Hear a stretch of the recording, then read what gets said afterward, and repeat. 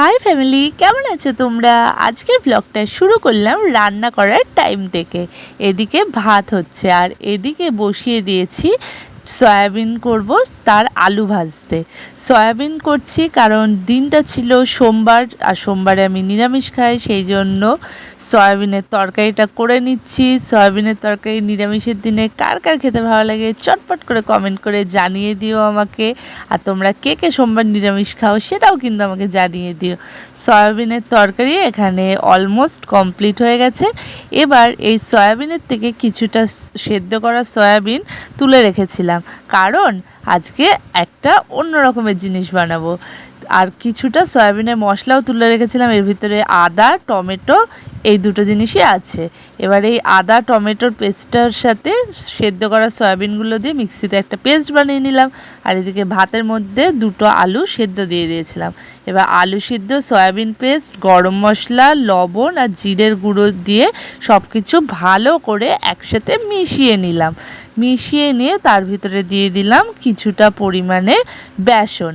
বেসনটা দিয়ে আর একটুখানি সবগুলোকে একসাথে মিশিয়ে নিয়ে তারপরে ইচ্ছের জন্য কিছুটা পরিমাণে এই সয়াবিন পেস্ট তুলে রেখে তার ভিতরে দিয়ে দিলাম লঙ্কার গুঁড়ো। যেহেতু ও তো খুব ছোট, লঙ্কার গুঁড়োটা ও খেতে পারবে না, তাই জন্য মায়েদেরকে তো সব দিকেই খেয়াল রাখতে হয়, তাই না? সব কিছুকে একসাথে মিশিয়ে নিয়ে একটা পেস্ট তৈরি করে নিলাম। এরপরে কড়াইয়ের ভিতরে তেল দিয়ে তেলটা গরম হয়ে আসলে ছোট ছোট করে চ্যাপ্টা চ্যাপ্টা আকারে এই পেস্টগুলো বড়ার মতন দিয়ে দিলাম। দিয়ে এপিট ওপিট ভালো করে গ্যাসের ফ্লেমটা লো করে ভেজে নিলাম।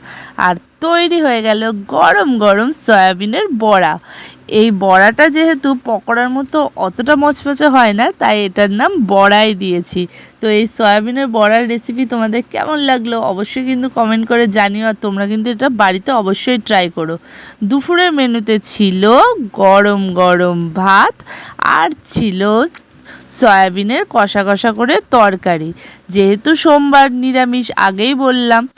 আর ইচ্ছের জন্য ছিল লঙ্কার গুঁড়ো ছাড়া বা লঙ্কা ছাড়া সয়াবিনের ঝোল। এটা কিন্তু ও খেতে বেশ ভালোই বাসে। ও একটুখানি ঝোল জাতীয় জিনিস খেতে কিন্তু ভালোই বাসে, ডালের থেকেও বেশি ভালোবাসে। আর ছিল সয়াবিনের বড়া আমাদের জন্য আর ইচ্ছের জন্য। এই ছিল দুপুরের লাঞ্চ মেনু। আর তারপরে সোজা এই খাওয়া দাওয়াগুলো কমপ্লিট করে নিয়ে একটা ঘুম দিয়ে নিয়েছিলাম। আর রাতের মেনুতে ছিল ফুলকো ফুলকো লুচি, আলুর তরকারি, আর ছিল মিষ্টি। তো এই সারাদিনের ব্লগটা তোমাদের কেমন লাগলো অবশ্যই কমেন্ট করে জানিও। ভালো লেগে থাকলে একটা লাইক করে দিও, আর নতুন হয়ে থাকলে ফলো করে দিও। টাটা, খুব শিগগিরই আসছি নতুন কোনো ভিডিও নিয়ে। খুব ভালো থাকো তোমরা।